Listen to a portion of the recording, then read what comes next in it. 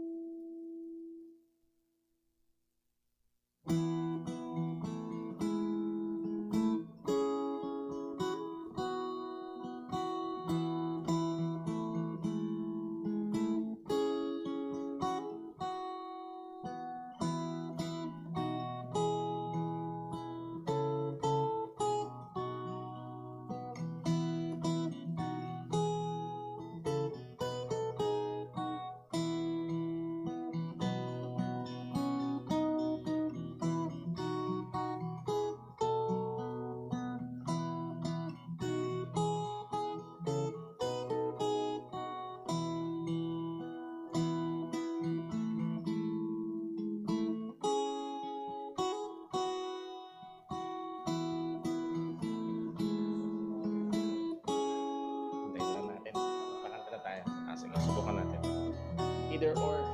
Either or. Ayan, magandang umaga po sa bawat isa. Pasensya daw sa paghihintay at nagkaroon tayo ng ilang technical difficulties. Pero tayo ho ay magsisimula na sa atin hong first part ng gawain sa ating Sunday School. Welcome po sa bawat isang naririto, maging sa ating mga panauhin and mga kaibigan, kapatid na matagal nang hindi nakita. Purihin ng Panginoon na tayo ho ay ngayon sama-sama. And as we have said, this is the first part ng ating gawain pag Sunday. This is not our worship service, this is our Sunday School.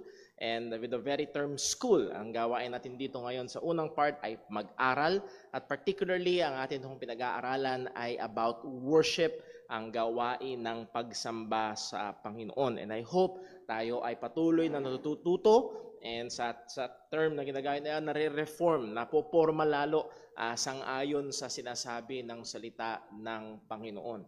At patuloy tayong nababago ng katotohanan ng Diyos. So bago tayo magsimula sa ating pag-aaral, tayo muna ay umawit. Magstay po tayong lahat. Tayo po ay umawit sa Panginoon.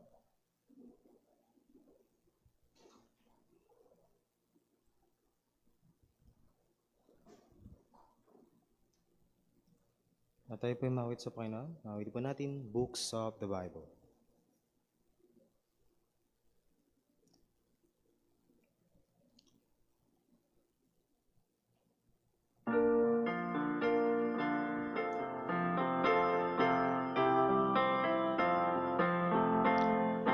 Genesis, Exodus, Leviticus, Numbers,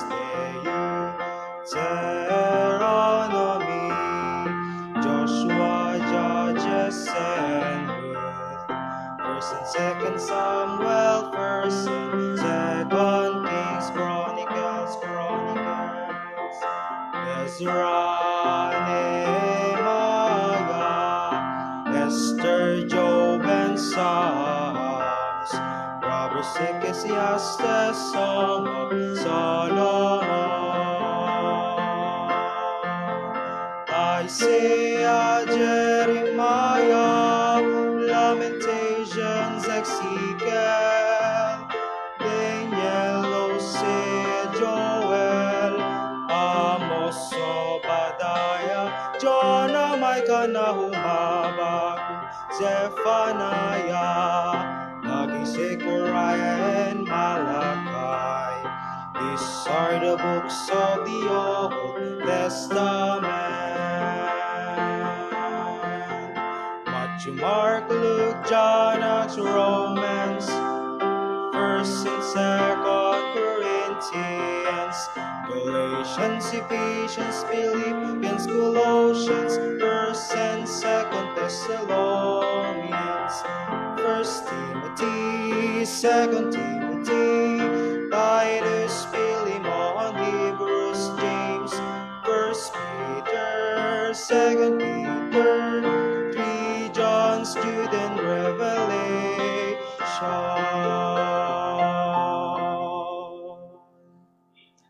Magsipo na po lahat. Ayan, purihin pong pangalan ng Panginoon and just allow me to open our PowerPoint para ho sa ating pagsisimula ngayong umaga. And as we have said, ang atin hong pinag-aaralan is about worship at napakahalaga ho na tayo ho ay matuto at lalong ma-inform ng salita ho ng Diyos upang matransform ang atin hong paglapit sa Panginoon, ang ating pag-aalay ng pagsamba sa Diyos. And I hope na tayo ay patuloy na nabibigyan ng liwanag sa gawain ng isa, as we have said, ay pinakamahalagang gawain at isa sa mga pangunahing purpose kaya tayo nilalang ng Panginoon. And we dubbed it, it is our, as we have said, nagilang natin, it is our greatest priority. Worship, our greatest priority. Kaya tayo nilikha para sambahin ng Diyos. Kaya tayo niligtas para sambahin ng Panginoon. And again, we can wrap up the Christian life as a life of worship. That everything we do should be an act of worship. Pero particularly, ang ating binibigyang pansin ay ang atin hong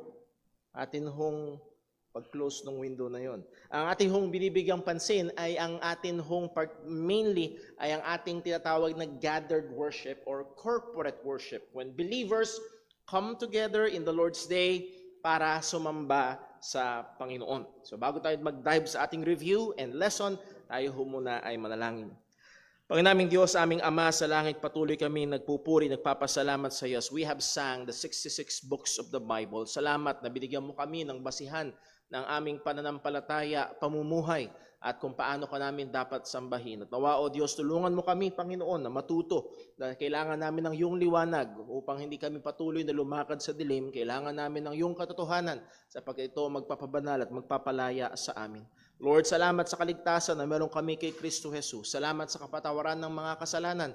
At salamat, O Diyos, sa pamamagitan niya ay pwede kami mag-alay ng pagsamba sa iyo. At Lord, dalangin po namin, ngayong oras na ito, ikaw po nang patuloy na gumabay. Siyasatin mo kami, Panginoon, sa anumang mga kasalanan na meron sa amin. Lord, paalala mo sa amin na wala kaming pwedeng itago sa iyo, na bawat salita na lumabas sa aming bibig ay tanglaw mo. Nawa, Panginoon, ay pakita mo sa amin kung saan kami patuloy pang nagkukulang at tulungan mo kami na patuloy makipaglaban sa kasalanan. At lahat ng aming gagawin ngayon, maging sa pag-aaral namin, ikaw lamang ang maluwalhati. At ito'y aming dalangin sa pangalan ng aming Panginoong Hesukristo. Amen. Let's go to our review. Atin mga napag-aralan na ang mga important subheads na ito. Jesus Christ and our worship. As we have said, ang pagsamba na katanggap-tanggap sa Panginoon ay sa pamamagitan lamang ng ating Panginoong Hesukristo. It's not our sincerity that makes our worship acceptable. Hindi yung pagiging magarbo, hindi yung solemnity, hindi yung alam mo yung tumapanindig balahibo ng mga musika at awit. Hindi yun ang nagpapaging dapat ng ating pagsamba sa Panginoon. At nakita natin, it is only made acceptable through our Lord Jesus Christ. And now, given that point, nakita natin talaga na ang theology and doctrine ay mahalaga sa ating pagsamba. Again, without theology, without doctrine, there's no worship. Sapagkat ang worship is giving God what He is worth. Yung nararapat na pagsamba sa Kanya. At kung hindi natin kilala ang Panginoon, hindi natin mabibigay yung katampatang pagsamba na dapat nating ipagkaloob sa Kanya. For example, sumakay ka ng jeep, hindi mo alam, may tumabi sa'yo, hindi mo alam, yung tumabi pala sa'yo ay si Henry C. Jr. Wala lang.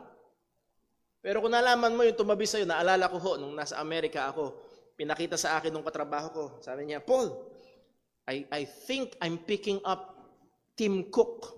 Sino sa'yo nakakilala kay Tim Cook? Pumalit kay Steve Jobs bilang CEO ng Apple. Kung hindi niya kilala yon, wala lang. Pero nung yun yung customer niya, yung ipagdadrive niya, pambihira, yung CEO ng Apple, iba ang dating. Bakit? Dahil kilala niya. At gayon din, pagdating sa Panginoon, yung pagkakilala natin sa Diyos, which is theology, ay napakahalaga para maibigay natin yung tamang pagsamba at papuri sa Kanya. Pinag-aralan natin yung skills and our worship. We utilize our skills para isambahin ng Diyos. We improve our skills para sambahin ang Panginoon. Number next, what we do when it is not Sunday. Tinignan natin yung pag wala ka sa loob ng church, ano yung ginagawa mo? Ano yung pamumuhay natin? At isang mahalagang point na binigyan natin ng diin ay hindi pwedeng ipangtakip yung gagawin mo ng linggo para sa ginagawa mo mula Lunes hanggang Sabado. Hindi po pwede. Well, actually, we have seen from God's Word na yung ginagawa natin sa labas ng church ay pwedeng mag-invalidate ng ginagawa natin sa loob ng church. Remember, sa Isaiah, ang sabi ng Panginoon sa Isaiah chapter 1, yung mga ginagawa nila sa templong pag-aalay, yung mga ginagawa nila sa templong pagsamba, ang sabi ng Diyos, nasusuka ako dyan, ayoko niyan, alisin niyo yan. At anong point out ng Panginoon? Dahil yung ginagawa nila, yung pamumuhay nila. So, even though we do the rituals in the temple, yung ating ginagawa outside the church can be a deterrent para maging katanggap-tanggap sa Diyos ang atin hong pagsamba. Gaano man kaganda at kaayon sa mga utos ng Diyos yung ating ginagawa tuwing linggo. So muli, napakahalaga na hindi lamang natin bigyang pansin ang araw ng linggo, kung hindi ang araw-araw nating pamumuhay sa harapan ng Panginoon. And then we arrived dito sa pinaka-topic na atin hong binibigyang pansin, what we do in our worship, particularly in our gathered worship. Hindi ho sa ating Sunday school, binibigyan natin ng pag-differentiate yan. Hindi ho pag ating, may mga fellowship tayo. Ang young people ay may joy fellowship, may ladies fellowship. Lord willing, magsisimula ang men's fellowship. At dito rin ginagawa yon sa loob ng church. Minsan yung couples fellowship, ginawa natin sa masarap-sarap na lugar, Unli Wings.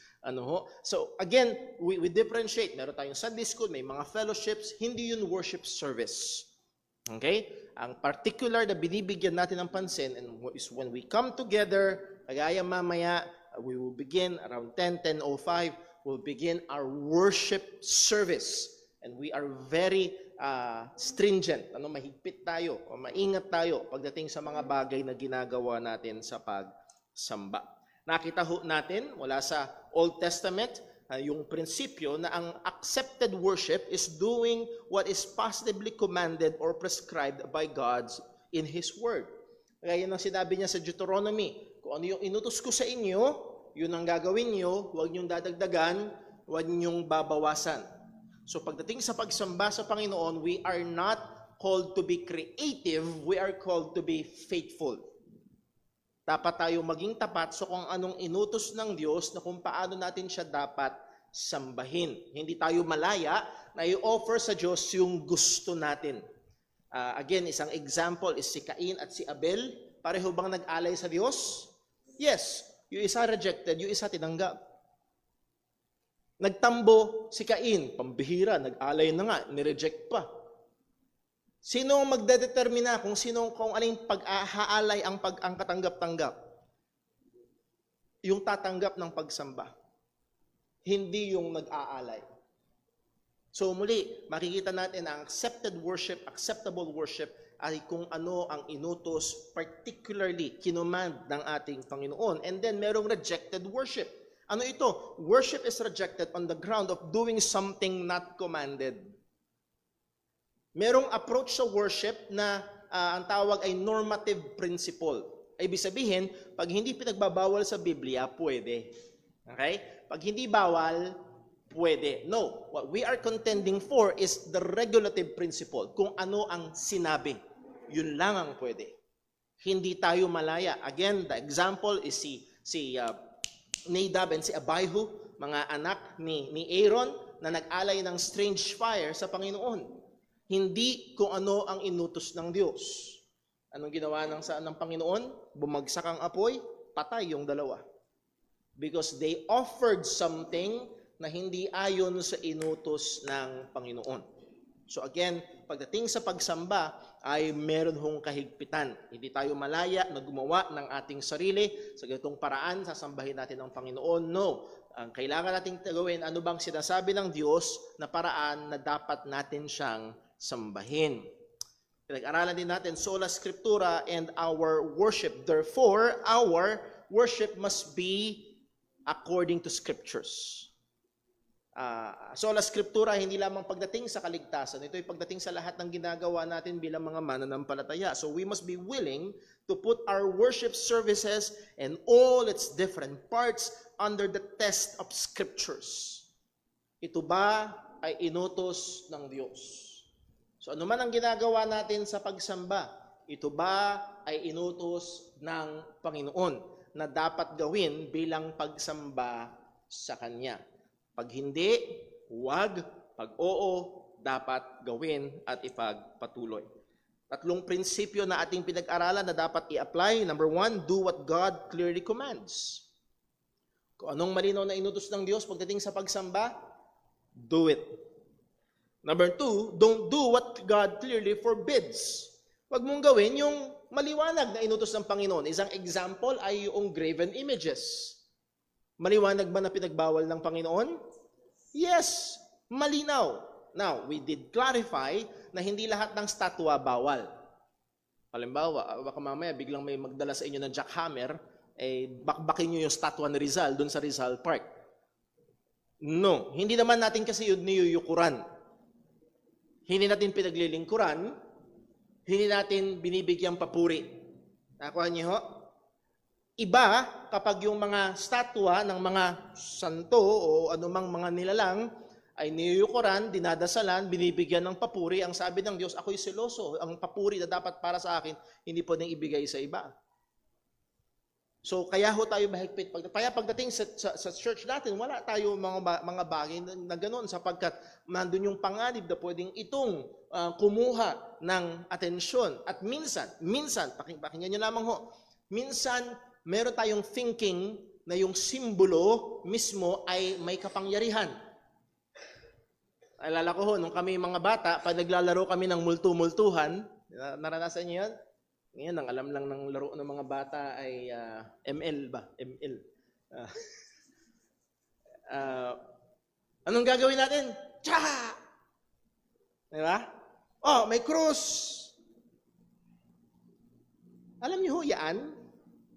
Pag nakita ng mga tao 2,000 years ago, karumal-dumal. Bakit? Death penalty yan.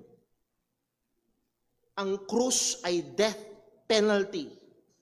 Parang silya elektrika, parang lethal injection, parang ano tawag doon? Yung gelatin. Guillotine. Gelatin tsaka guillotine. Ayaw niyong makakakita ng ganun. The only reason bakit naging maganda to, dahil isang araw may namatay doon at nabuhay muli sa ikatlong araw. Yun lang ang rason kung bakit naging maganda ito. Pero merong mga tao na akala nila may kapangyarihan agad dito. Basta isabit mo lang sa motor mo, ilagay mo lang sa t-shirt mo, may kapangyarihan na. No! Walang kapangyarihan yung kahoy na yun. Ang may kapangyarihan na yung namatay, yung nagsabi na walang kayang kumuha ng buhay ko. Pwede ko itong ibigay at kaya ko itong kunin muli. Yun ang may kapangyarihan. Kaya naging maganda ang krus. Kaya may mensahe, naging good news ang krus. So hindi yung hugis, kung hindi yung nangyari. Yun. Yung persona si Jesucristo. Now, we're getting off.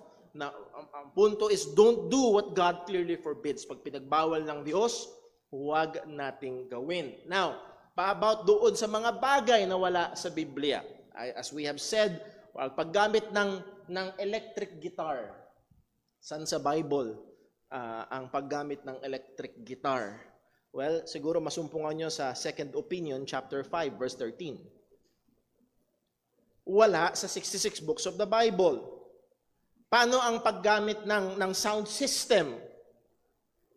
Gusto natin biblical. Well, walang sound system si Jesus at ang mga apostol. Alisin natin lahat. Okay? So, pagdating sa mga bagay na yun, we use scriptural wisdom for everything else. Ano ba ang sinasabi ng scripture? Ang kalooban ng Diyos, gusto ng Diyos na ang kanyang salita ay maipangaral sa lahat at ang sound system ay nag-aid, tumutulong para ang salita ng Diyos ay marinig ng maayos. I cannot imagine kung paanong yung mga apostol, even as late as ang panahon nila Charles Spurgeon, na mangangaral sila sa 7,000 tao sa loob ng isang building na walang aid ng sound system. Could you imagine preaching to 7,000 people na walang sound system? Kaya nung time na yon, kung hindi makapal-kapal ang dibdib mo, mahihirapan kang maging dahil kailangan mong i-project yung boses ng maayos para makarating hanggang dun sa dulo. Again, ang punto, wala yung mga bagay na yan online, live streaming, YouTube, Facebook, and so on. We use scriptural wisdom for everything else. Principles sa New Testament, tignan natin particularly ang dalawang passage sa John chapter 4, verse 23, but the hour cometh and now is, and if you remember, hindi yung oras ang mahalaga kung hindi yung katuparan. Ano ba yung dumating nung oras na yon? Si Jesus ang dumating. So merong transition. Nung dumating si Jesus, merong pagbabago. Ang concern ng Samaritan woman is geographical location, sa Mount Gerizim or sa Mount Jerusalem. Ang sabi ni Jesus, ang tama ay ang mga Hudyo sa Jerusalem, pero babae, huwag ka mag-alala, darating yung time na hindi na dyan. Hindi na geographical location ang pangunahing concern pagdating sa worship. as now is, when the true worshiper shall worship the Father in spirit and in truth. For the Father seeketh such to worship Him. Yun ang hinahanap ng Diyos. Yung sumasamba ka sa Kanya sa spirito at katotohanan. At makikita natin dito na yung prinsipyo ng spirit and ng truth ay kinabit ni Jesus sa Kanyang sarili nung sinabi niyang now is. Dahil dumating na siya. New Testament worship is only possible through the Lord Jesus Christ. Kaya ang sinabi niya sa verse 24, God is a spirit, and they that worship Him must worship Him in spirit and in truth. So pagdating sa New Testament worship, ang mahalaga ay itong dalawang bagay na ito, in spirit and in truth. Hindi yung theme, hindi yung akala ng iba ang mahalaga, dapat laging masaya. Nakapakinig ako ng pastor na sabi niya, dapat pagdating sa worship, alive, masigla. Kaya ayaw niyo ng mga kantang mababagal, ayaw niyo ng mga kantang parang malulungkot. Well, again, sana makuha niyo, may importansya yung mga ganong aspeto. Pero pagdating sa totoong pagsamba, ito yung dalawang pinakamahalaga na sinabi niya, in spirit and in truth. Nag-aralan ho natin, the central focus, Jesus introduced a new mode of worship that is in spirit and in truth. Nung panahon ng Lumang Tipan, that's in Jerusalem, that's in the temple, that is through the Levites. Yun ang mahalaga. Through the sacrificial offerings. Yun ang mahalaga. Pagdating sa New Testament, it is in spirit and in truth. In spirit as opposed to external, physical, geographical, or rituals. Hindi na yung mga panlabas ang pinakamahalaga pagdating sa pagsamba. Sabi ni John MacArthur, Jesus' point here is that a person must worship not simply by external conformity to religious rituals and places or outwardly, but inwardly, that is in spirit, with the proper heart attitude. Ang pangunahing bigyang pansin ay hindi yung kung nasaan ka, kundi kung ano ang kalagayan ng puso mo sa pagsamba. If you remember, sabi ni Jesus doon sa mga Pariseo, ang mga taong ito ay lumalapit sa akin sa pamamagitan ng kanilang mga nguso, ngunit ang kanilang puso ay malayo sa akin. Kaya nga ho, in application, if you remember, we said one time, pagdating sa worship service, hindi ho dapat ito relax mode. Ewan ko ho kung ako lang, pero pagdating sa worship service, hindi ito sa labas ng church, labanan. Pagdating sa loob, relax. No, labanan pa rin. Dahil kailangan mong bantayan ang iyong puso, ang iyong isip, dahil napakadali na mahulog sa kaisipan. Well, nasa church ako, sumasamba ako. No. Napakadali na ang ating isip at ang ating puso ay pumunta sa ibang mga bagay-bagay. Nandito ka ngayon, ang iniisip mo, ML, ang iniisip mo, yung Korean novela, ang iniisip mo, yung K-pop. Pagsamba ba yun? So that's why nandun yung lagi nating paalala na kailangan nating paghandaan ang pagsamba. So muli, hindi lamang yung panlabas. We may be doing all the outward. At sasabihin natin, we go through the worship service program. Pero di ka naman talaga sumamba. So in spirit. And again, totoo yung sinabi ng ibang theologian, nakakabit din to sa katotohanan, dapat nasa iyo ang banal na spirito. Dahil hindi ka sasamba sa Diyos kung wala sa iyo ang banal na spirito. Number 2, and in truth. In truth. As opposed to lies, fictitious statements, or inaccurate beliefs. Merong mga maling katuruan, may mga maling kaisipan. At particularly sa puntong ito ng ating Panginoong Jesucristo, magkakaroon ng transition. Ang alam ng mga tao sa Jerusalem, naalala niyo, sabi ni Jesus, sabi niya dun sa Samaritan woman, we know what we worship because salvation is of the Jews. Translation, ang tamang sagot sa tanong ng babae, sa Jerusalem. Nung time na yon, that was the accurate information. Pero nung mamatay si Jesus sa krus, ano nangyari sa templo? Nahati yung kurtina. Tapos na ang pagsamba doon sa templo. Tapos na ang pag-o-offer. So meron ng meron ng dagdag na revelasyon. Tapos na ang pagsamba doon sa templo. So kung nagpapatuloy ka doon sa templo, nagpapatuloy ka doon sa lumang tipan ng paraan ng pagsamba, that is not anymore the truth. At ang katotohanan, pagdating sa bagong tipan, is personified in the Lord Jesus Christ. For He said, I am the way, the truth, and the life. So again, hindi ito nakahiwalay sa ating Panginoong Kristo. Ito'y nakakabit sa katotohanan. At kaya meron, sasabihin ng iba, Brother Paul, di ba sabi mo, dapat ayon sa Bible, sa Bible, nag-aalay sila ng mga hayop. Sa Bible, meron silang mga priest. Bakit hindi natin ginagawa ngayon? Again, because of the truth. Na dumating na si Jesus, na siya ang ating high priest. Hindi natin kailangan ng mga priest. Mga kapatid, huwag niyo sanang isipin na dumadaan kayo kay Brother Paul para sumamba sa Panginoon. No. Ang ating pagsamba lahat ay dadaan kay Kristo. Because He is our high priest. Well, Brother Paul, ba't di na tayo nag-aalay ng mga hayop? Well, dahil ang kordero ng Diyos na nag-aalis ng mga kasalanan ng sanlibutan ay naialay na. Tapos na. At ang sabi ng Hebrews chapter 10, ang ginawa ni Jesus na pag-aalay is once and for all. So that's why mahalaga na ang pagsamba is according to the truth. So may mga bagay na ginagawa na pagsamba rin naman nung lumang tipan na hindi na ginagawa ngayon. Because of the truth. So mahalaga na ang pagsamba natin sa Panginoon is based on, God is a spirit, and they that worship Him must worship Him in spirit and in truth. Important, both spirit and truth are inseparable from the person and work of Christ. Hindi natin ito maihiwalay. Dahil sa pamagitan ni Kristo Jesus, dumating ang banal na Espiritu sa atin. Kung kaya tayo ay makakasamba sa Panginoon, sa pamagitan ni Kristo Jesus, dumating na siyang embodiment ng katotohanan, tayo ay nakakasamba sa ating Panginoon. So hindi ito maihiwalay kay Kristo. Okay. So, maging mabilis ho tayo. Last Sunday, tinapos natin dito, Mark 7:6. Ang sabi ni Jesus, we have quoted this, these people honored me with their lips, but their heart is far from me. So, hindi, yes, mahalagang nandito ka, pero hindi sapat na nandito ka lang. Kailangan ang iyong puso't isipan ay nandito rin sa pagsamba sa Panginoon. Pero particularly, ang binigyan natin pansin ay yung verse 7, howbeit in vain do they worship me. So there are manners of worship that are vanity. May mga gawain ng pagsamba na walang kabuluhan. At right now, may mga quote-unquote Christian groups na nagdadaos ng quote-unquote worship services na walang kabuluhan.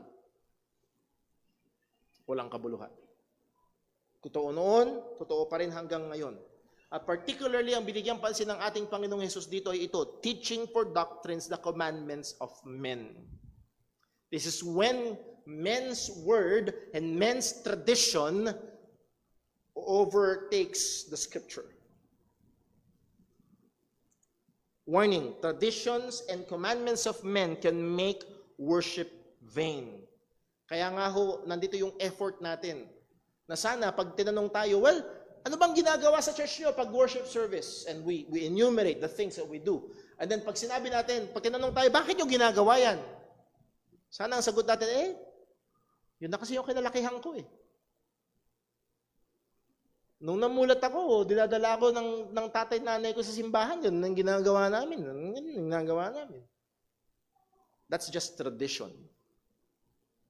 Hindi ka nakatungtong sa truth, nakatungtong ka sa tradisyon. So napakaganda na tayo ay biblically informed. And again, may mga tradisyon na nag-o-overtake at gumagapi at lumalaban pa sa mga kautusan ng Panginoon. The Pharisees and Jewish leaders think that following the traditions of the elders, particularly dito sa context ng Mark chapter 7, is the washing of hands.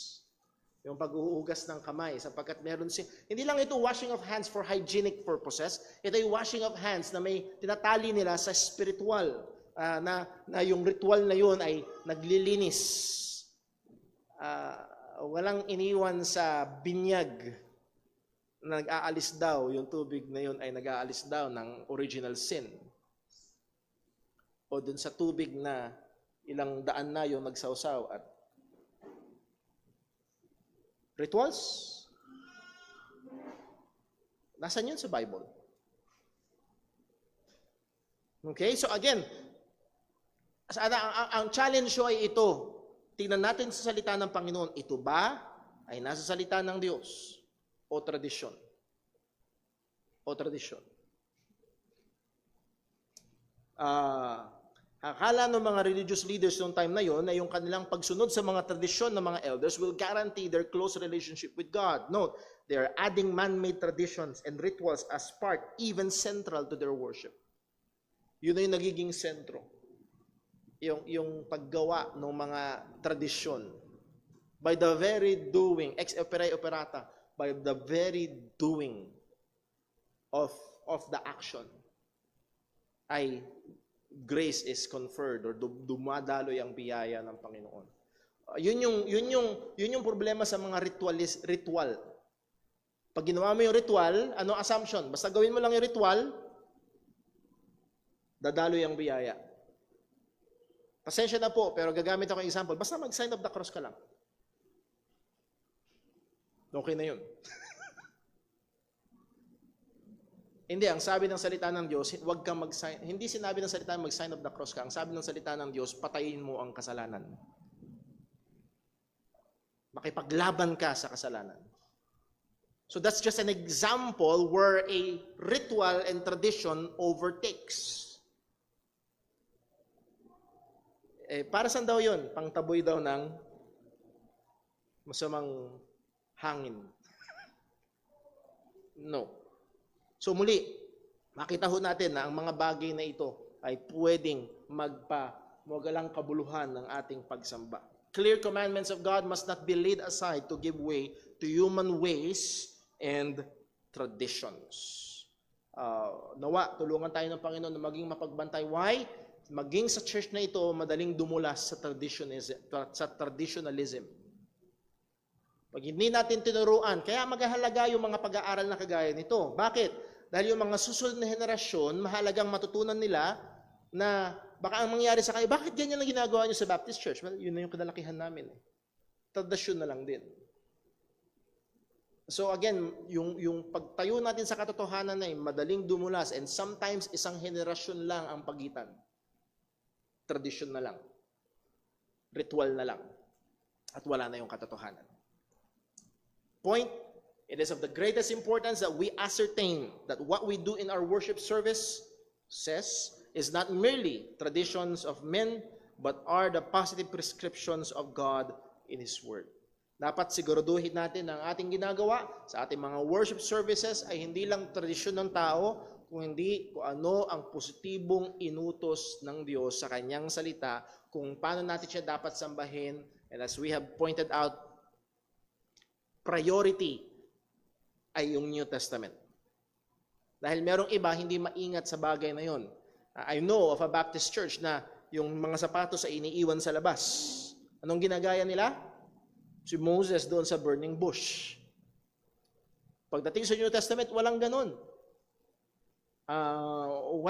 Walang gumawang ganon as far as we can tell from the scriptures. So, pag ginawang batas yun, pag ginawang kami ay mas spiritual, mas katanggap-tanggap ang pagsamba namin sa Panginoon dahil ang lahat ng sapatos namin ay nasa labas. So, yung iba sinusukat sa ganon. So muli, kailangan natin hong bantayan. Is it positively commanded sa Scripture? Yes, kay Moses. Pero hindi sa mga Kristiyano sa bagong tipan. Sana ho maging malinaw yon. Another example, pagdating sa tithing, ikapo, 10%. Inutos ba? Yes, sa mga Hudyo. Pero hindi sa mga Kristiyano sa bagong tipan. Walang utos sa mga Kristiyano sa bagong tipan na magbigay ng 10%. Anong inutos sa mga Kristiyano? Magbigay ng may kagalakan, magbigay ng may pagmamahal, magbigay ng may sakripisyo. Yun ang mga malinaw na inutos sa bagong tipan. Okay? Note, RPW and freedom in worship. Ayan. Ano yung RPW? Regulative principle of worship. That means our worship should be regulated by the Scripture. Okay? Regulated. Nililimitahan, kontrolado ng salita ng Diyos ang ating pagsamba. Muli, hindi tayo malaya gawin ang ating gusto. And then, yung freedom. Bakit? Some may argue that the RPW is very restrictive in the way we worship and limits our personal expressions and means of giving glory to God. Or Paul, pag in-apply yung RPW, masyadong mahigpit, parang nakakasikil ng ating personal expressions, ng ating creativeness pagdating sa pagsamba sa Panginoon. Muli, ang masusumpungan natin sa Biblia, huwag kang mag-alala, ang masusumpungan natin sa Biblia ay hindi inutos ng Diyos na be creative. Ang gusto ng Diyos, huwag mong dadagdagan, huwag mong babawasan pagdating sa pagsamba sa Kanya. Now, the answer is this: God did not give us the freedom to worship Him the way we want. Hindi tayo binigyan ng Diyos ng kalaya. Okay, salbahin niyo ako kung paano niyo gusto. Walang ganun sa salita ho ng Panginoon. Deuteronomy 12:32, again, what things soever I command you, observe to do it. Thou shalt not add thereto, nor diminish from it. Again, the context here is about worship. Pagdating sa pagsamba sa Panginoon. Kung ano yung inutos ko sa inyo, gawin nyo. Huwag kayong magdadagdag, huwag kayong magbabawas. May nagdagdag, pinatay sila ng Panginoon. So let us be very, very, very, very careful pagdating sa bagay na yon. Truth. Rather than limiting, RPW is truly liberating. Kaysa tingnan natin ito na parang nakakasakal, nagre-restrict, na parang kinukulong tayo sa Bible. Ang tingnan natin na ang regulative principle of worship ay tunay na nagpapalaya. Now, kailangan kong give honor to whom honor is due. Itong ilang punto, 5 points, ay hiniram ko mula kay Kevin D. Young. Ang sabi niya, the heart of the regulative principle is not about restriction, it is about freedom. At meron siyang binigay na 5 punto na kung paano ang regulative principle of worship ay hindi nagsisikil, hindi sumasakal, kung hindi nagpapalaya pagdating sa ating pagsamba. Number 1, freedom from cultural captivity. Freedom from cultural captivity. Sabi niya, when corporate worship is largely left to our own designs, we quickly find ourselves scrambling to keep up with the latest trends. Tama? Pag hinayaan tayo, okay, mag-worship kayo sa paraan na gusto nyo. Ang pinakamabilis na mangyayari, magiging kamukha ng Hollywood. Magiging kamukha ng comedy bar. Magiging kamukha ng, wala na yatang asap Hindi na ako, ano yan? Itbulaga. Mas magiging kahawig ng show ni Vice Ganda. Why? Because that is trending. Yun ang gusto ng tao. At kung worship tayo sa paraan ng gusto natin, ang magseset, ang maglalatag ay ang kultura. Kung anong uso, kung anong masaya. So it frees us from cultural captivity. Dahil maniwala tayo sa hindi, lahat tayo ay apektado ng kultura na ating kinalalagyan. The most important qualities become creativity, relevance, and newness. Ito na yung nagiging pinakamahalaga.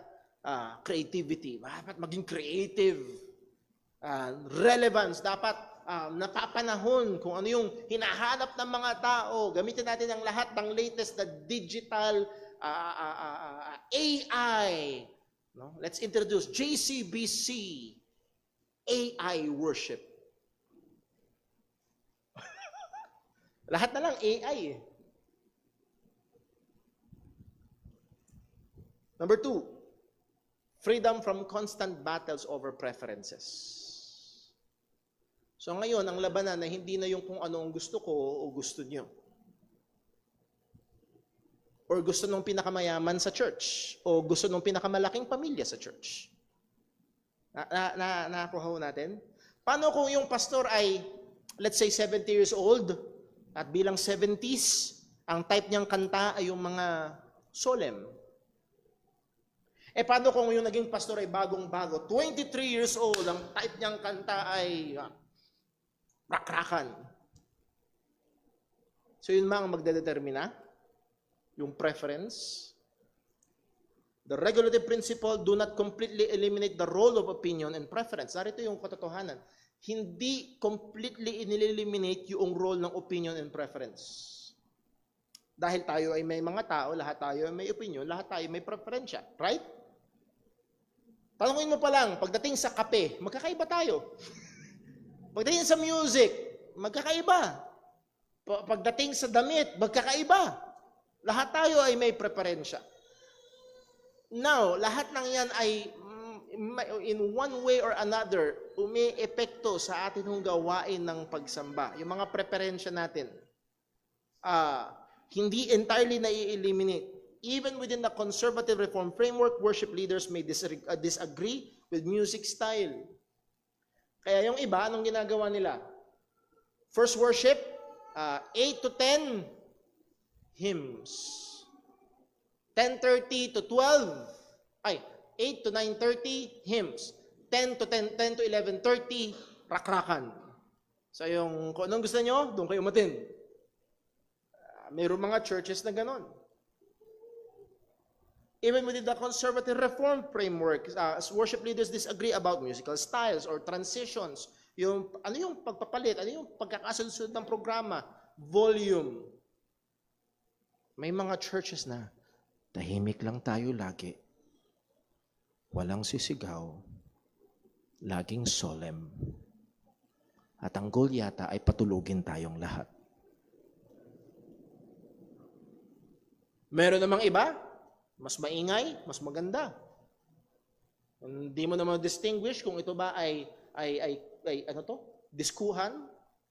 Kulang na lang maglagay sila ng DJ. Kichik-kichik. Siguro, I will not be surprised kung may mga churches na may DJ may DJ booth. Yun yung gusto nila. Tempo and many other factors. Muli, lahat ng yan ay magkakaroon ng, saya nga ho naalala nila pag-usap, there will always be tensions. Magkakaroon ng tension. At isa sa mga maliwanag sa akin, not really recently, a few years ago, ay yung pagdating ng Bible apps. Dahil nagkaroon ng tension, yung mga matatandang pastor, nakwento ko dito sa church, nasa harapan yung isang member. Huwag mo nang dadalhin yan, hindi Bible yan. Next week, magdala ka ng totoong Bible. iPad yung dala-dala ng membro eh. And then next week, wala nang iPad. Well, sana mas naging old-fashioned pa siya pag ganun. Kasi ganun yung mga libro dati. Yung binabasa ni Pablo, pag ganun. Scroll. Books. So alin? So again, may transition pagdating sa then there is that tension. Muli, yung paggamit ng screen kagaya nito. Meron mga churches na no. Hymns pa rin tayo. Hymnals, I should say. So muli, there will be tensions pagdating sa bagay na yan. Conflict over preferences will remain even with the regulative principle, but it should be mitigated. Merong mga pagdating sa mga preferences, mananatili pa rin yung tensions. Sabi ko nga ho. Pero makikita natin, ito is more on the secondary issues. Pero pagdating sa mga main things, pagdating sa worship, pag-awit sa Diyos, pagbasa ng salita ng Diyos, paghahandog sa Panginoon, pangangaral ng salita ng Diyos, at yung mga sinabi ng bagong tipan, particularly na hinihingi ng Diyos bilang pagsamba natin sa Kanya, doon walang pagtatalo. Doon walang pagtatalo. The regulative principle will not solve all our problems, but it will be a good strainer to catch some well-intentioned but foolish ideas. Ang ganda ng sinabi dito ni Kevin DeYoung. Yung regulative principle, hindi mag-aalis lahat ng problema.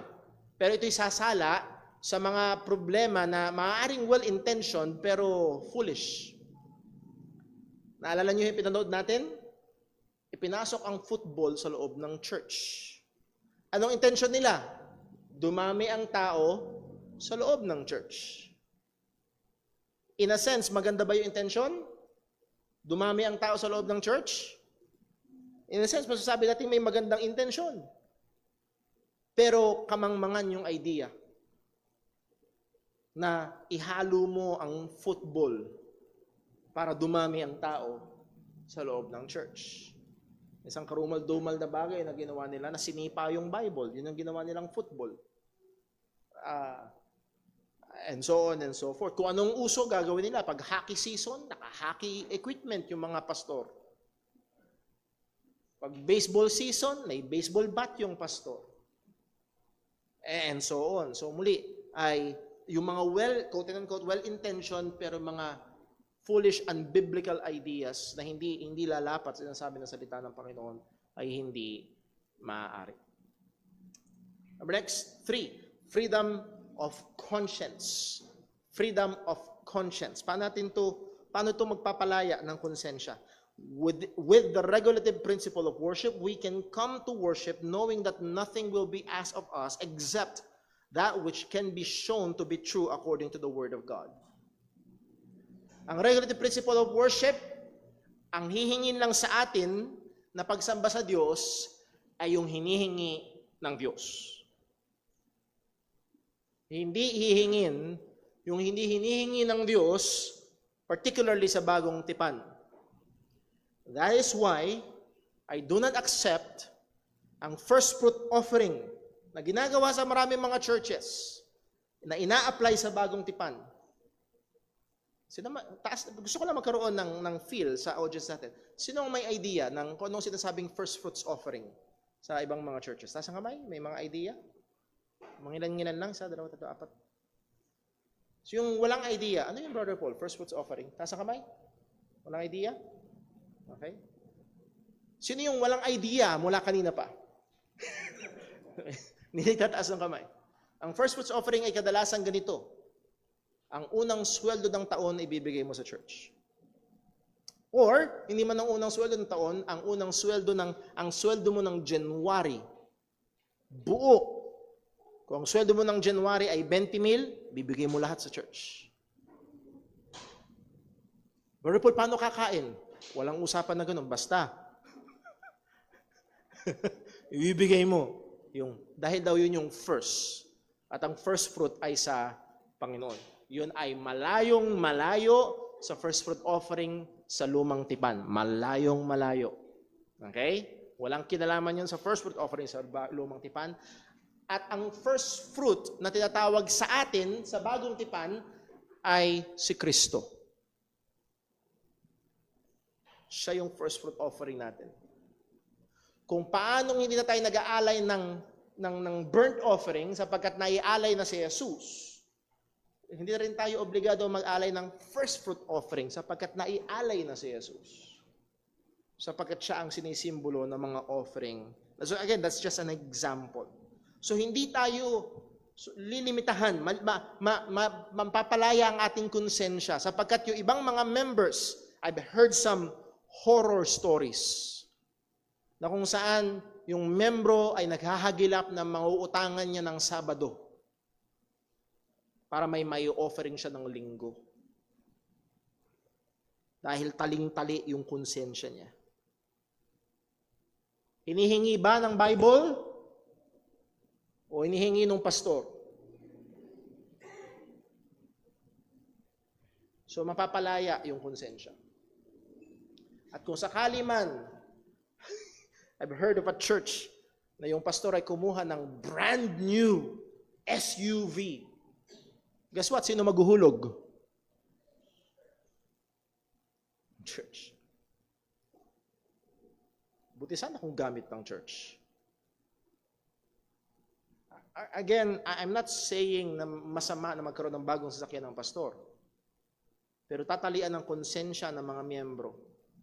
Mag-offering ang church para sa birthday ng pastor, sa birthday ng asawa ng pastor, sa birthday ng lahat ng anak ng mga pastor, para sa insurance ng pastor, sa insurance ng asawa ng pastor, sa insurance ng lahat ng mga anak ng pastor, sa tuition ng lahat ng anak ng mga pastor. Lahat ng iyon ay kargo ng teka muna, wala bang sweldo yung pastor? Hindi ba dapat siya ang mag-provide sa pamilya niya? Pero tinatalian ng konsensya ng mga members. Now, if the regulative principle of worship is clear, makikita natin na, well, hindi. Ang hihingin lang sa atin ay yung hinihingi talaga ng salita ng Diyos sa atin na ibigay natin sa Panginoon. Number 4, or only Scripture can bind that's sola Scriptura. Only Scripture can bind the believer's conscience.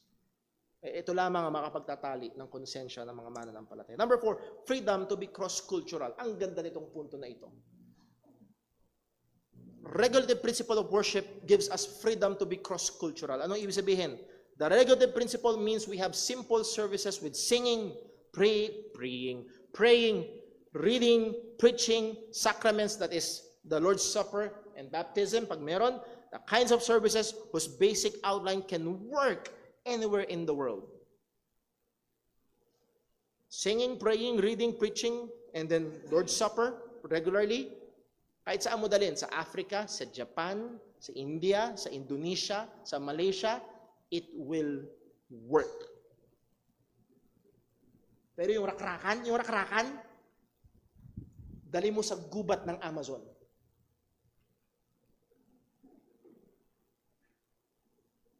Dalin mo yun sa North Korea.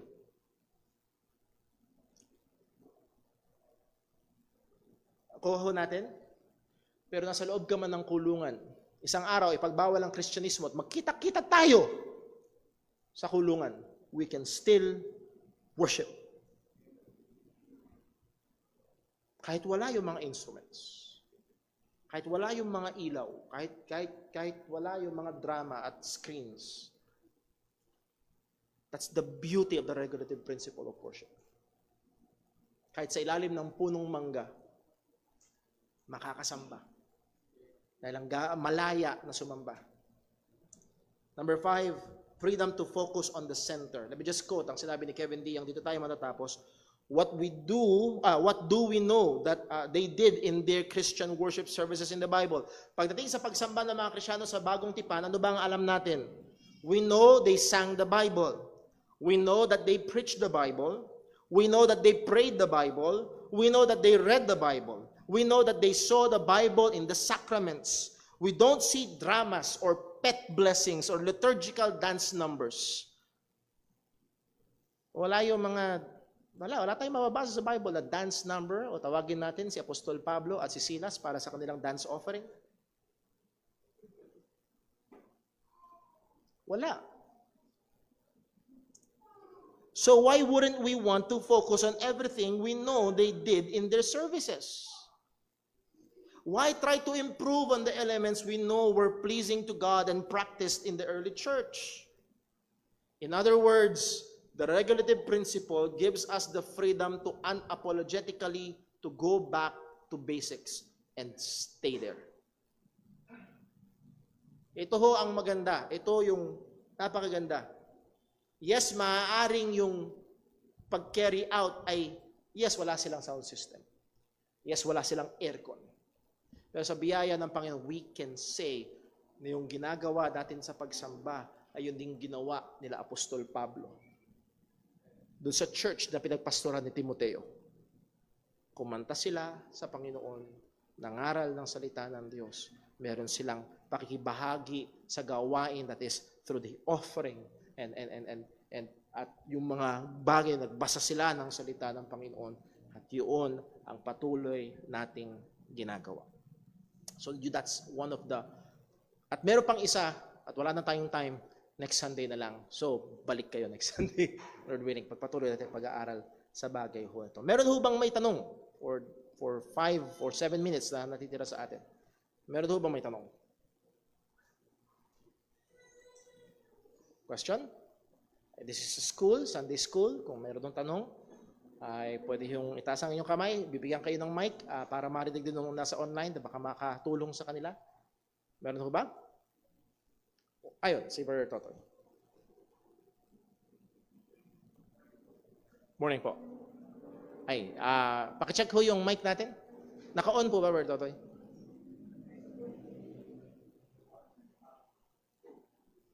May ilaw ho. Ayun. Good morning po. Good morning po.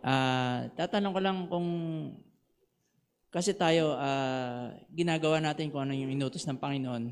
regarding this sa corporate worship. Tatanong ko lang kung meron bang utos tungkol sa kung gaano kadalas ang mga ang gaganapin na corporate worship. Halimbawa, sa isang linggo, meron bang Brother Paul, kung gaano kadalas tayo sasamba sa Panginoon? Okay. Ang makukuha natin sa salita ng Panginoon ay, well, actually, pag tinuloy-tuloy natin yung lesson natin, which is wala na tayong oras, nandali lang ho. Alam ko, dapat nandito yan sa bandang baba.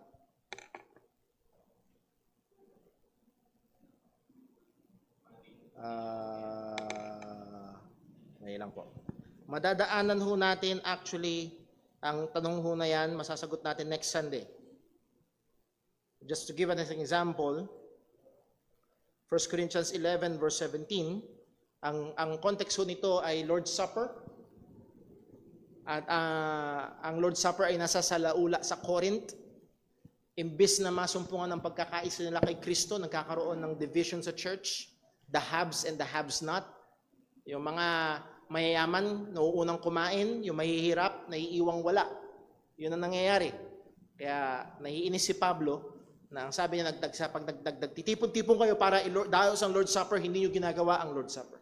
Nasa salaula. Kaya ang sabi ni Pablo sa kanila, now in this that I declare unto you, I praise you not. Hindi ko kayo pinupuri.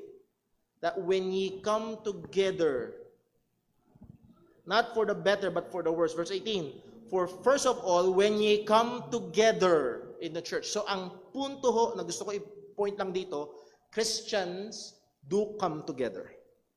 At sa Hebrews chapter 10, ang utos, huwag pabayaan ang pagtitipon. At next Sunday, mapupuntahan natin yung, baka nandito. Ayun, Acts 20 verse 7.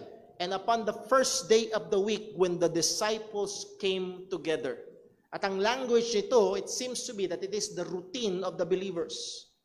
That the first day of the week, that is the Lord's Day, Sunday. So makikita ho natin, ang palagi ang ginagawa ng mga mananampalataya is during the Lord's Day, first day of the week, they come together. So pagdating ko, ang tanong niyo ho ay pagdating sa corporate worship, ang masusumpungan natin sa Biblia, ang palagi ang ginagawa ng mga Kristiyano during the first day of the week, ay they come together to worship the Lord. Now, pagdating sa individual, we should constantly, every day, worship God. Not entirely magdaos tayo ng mga worship services sa ating bahay, kundi purihin natin ang Panginoon. Manalangin tayo sa Panginoon. Magbigay tayo ng time sa salita ng Diyos. At lahat ng ito ay magtutulak sa atin para magbigay papuri sa Diyos, magpasalamat tayo sa Panginoon. So in that daily ay, hindi ko maalala kung sino nagsabi, yung Sunday worship service should just be just a public and gathered expression of what we do from Monday to Saturday. Kasi dapat from Monday to Saturday, talagang nagpapasalamat tayo sa Diyos sa lahat ng biyaya niya. And when we come together, we express it corporately. So ang sagot ho, kung tama ang intindi ko doon sa tanong, ang makikita natin sa Bible is every first day of the week, ang mga Kristiyano ay nagtitipon at ang utos sa atin, huwag pabayaan yun. But every day of the week, it should be a lifestyle na pinupuri natin ng Panginoon. So in that sense, sinasamba natin siya. I hope na nasagot po yung tanong. Meron pa ho bang, parang meron pa ulit kanina? Ayun, siguro si Brother Daryl po muna. Pagkatapos. Good morning po. Salamat po rin sa lesson. Appreciate ko po ang Panginoon na regulated yung ating worship. Pinaprocess ko kanina, ang ganda ng pagkakasabi. Kapag hinayaan natin lahat, magiging Hollywood. Which is, possible Possible at nangyayari na nga naman. Anyway, mayroon po akong dalawang tanong. Una po, yung po bang sa preaching, di ba sa preaching, hindi po tayo gumagamit ng PowerPoint katulad ng kung paano ginagamit nung iba. What I mean is, di ba mayroong iba nakalabas yung title nila, yung mga points, and minsan yung may mga quotations, ganun. Yun po ba ay part ng RPW or more of preferential po ba ng ating church or Thank you very much. It's both yes. Because preaching is part of the regulative principle of worship. Isa sa hindi mawawala pagdating sa pagtitipon ng mga mananampalataya sa bagong tipan ay ang pangangaral ng salita ho ng Panginoon. So much so na si Pablo, nung nagtipon-tipon ng mga mananampalataya, nangaral siya hanggang late at night. So that's very part of the gathering, the worship service ng mga Kristiyano, the preaching of the Word of God. Now, pagdating sa mga PowerPoint, sana makita niyo ho, Brother Paul, bakit pag Sunday school meron tayo niyan, pag worship service wala tayo niyan? Sapagkat I would like to drive a point na ang sentro pagdating sa, yes, ito yung study, nakakatulong sa ating pag-aaral, pero ang drive ng preaching is not more on information but more on pagdating sa paghamon sa mga mananampalataya.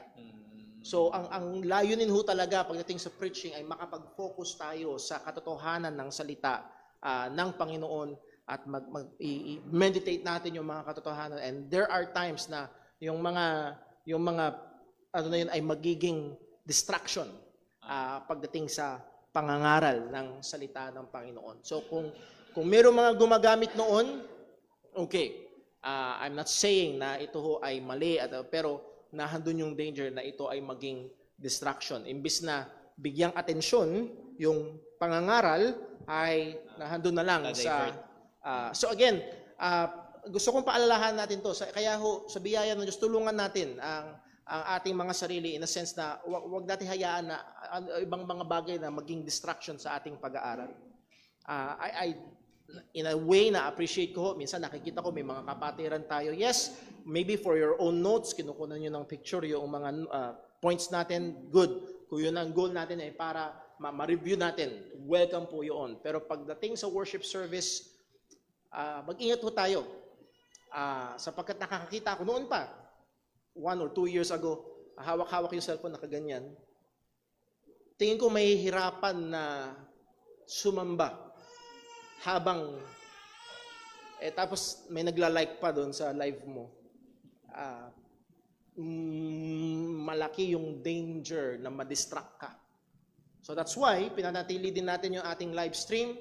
You can share the links para ho yung mga friends natin sa social media ay makapanood. So both, yes, the preaching of the Word of God is part of the regulative principle of worship, pero pagdating sa gamit natin ng ating sa slideshow o sa screen, it's more on the preference side. Nagiging maingat tayo na huwag maging... Now, kung merong dumating isang araw na nag-request siya, halimbawa, may guest speaker na gusto niya na yung mga points niya ay na nothing really wrong, pero mag-ingat lang tayo na maging distraction yon pagdating sa ating pagsamba. Bisita po natin, pero sabi na lang po yung pangalan and then yung question po. Ako po si Kim from Cebu. Okay po. Pastor, gusto ko lang itanong kung yung preference ng kanta, maka-affect pa yun sa pagsamba? Yung pong Preference ng kanta. preference ng kanta. Like, sa amin hindi kami masyado gumagamit ng mga hymnals or yung kinakanta namin from kumukuha mo sa ibang churches like ganyan. Maka-affect ba yun sa pagsamba? Sa Okay, Panginoon? thank you very much po. Darating po tayo actually, isa yun sa medyo malaking bibigyan natin ng pansin, yung mga tugtugin, mga musika at kantahin na ginagamit sa pagsamba.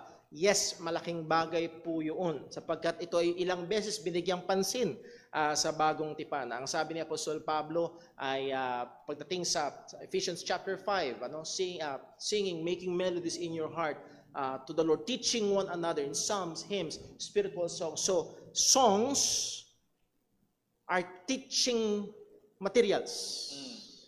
Okay? Isa sa kaya ho maingat tayo pagdating sa kanta sapagkat ang kanta ay nagtuturo whether you like it or not.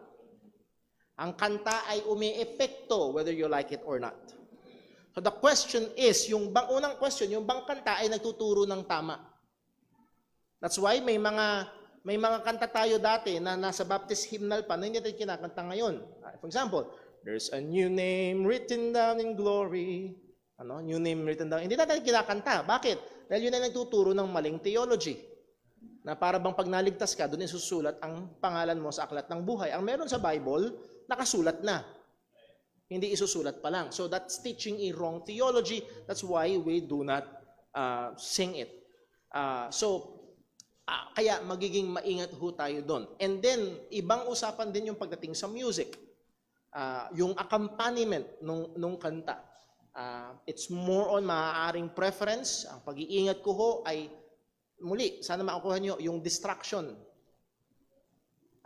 sa kanta. Ito ba ay magiging sagabal o magiging katuwang? Naalala niyo example natin ng bus? Yung bus? Pwede kang makarating sa monumento habang ng paglalakad lang. Yes? Pwede kang maglakad hanggang monumento. Pero pwede ka rin sumakay ng bus. Mas mabilis. At yung music, pagdating sa pagsamba, ay pwedeng maging parang bus na tutulungan ka na makarating. Pero at the same time, may danger din. Baka mamaya mamali ka ng sakay at daling ka sa ibang destinasyon. Na imbis na maging ang focus mo ay sa Panginoon, ang focus mo ay nandun na sa drummer. Ang focus mo ay nandun na sa indak. At lalong masama, gaano mang kasolim kung nagtuturo ng maling teolohiya. So ang mas focus ho natin ay hindi more on the style, but more on the content. And then, is the style of music helpful in worship or distraction in worship? So, meron hong wala kasing particular na outline sa salita ng Panginoon kung anong klaseng musika. Pero nagiging maingat tayo. Dito lumalabas yung third principle, we use biblical wisdom for everything else. So, maaaring meron ilan na mas iba ang preferensya, iba ang pananaw pagdating sa mga bagay-bagay na yun. Pero iniingatan ho natin ang atin hong pagsamba na ito ay magkaroon ng mga... we're not saying na mas spiritual tayo kaysa sa kanila, o mas mainam tayo mga Kristiyano kaysa sa kanila. Pero sa biyaya ng Diyos, nagsusumikap tayo na magtapat sa ating pagsamba. Okay, so thank you very much po at pag-aaralan po natin yan ng mas may detalye sa mga susunod na panahon. Tayo ho ay dumako sa ating break time. Manalangin ko muna tayo. Let's pray.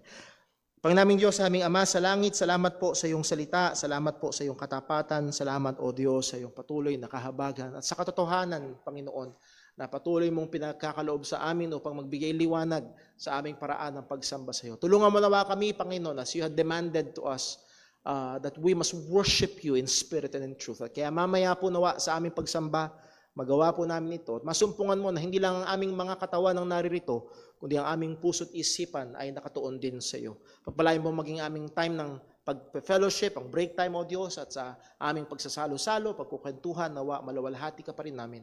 Dalangin natin sa ngalan ng aming Panginoong Hesukristo. Amen. Nako po tayo sa ating break time. 10:10, balik po tayo dito sa ating lugar para sa ating gawain ng pagsamba. God bless po.